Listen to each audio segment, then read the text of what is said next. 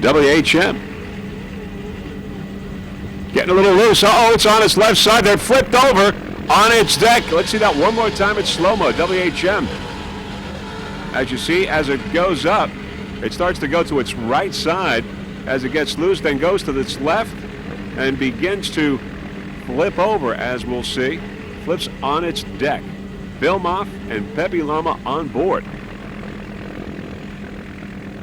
WHM Motorsports has flipped over.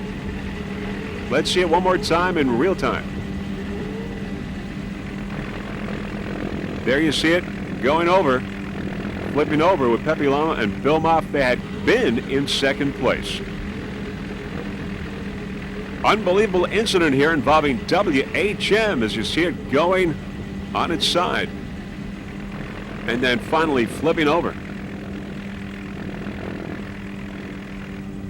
We're going to go on board WHM Motorsports now with our onboard camera and get the view from the top deck to see what that flipped over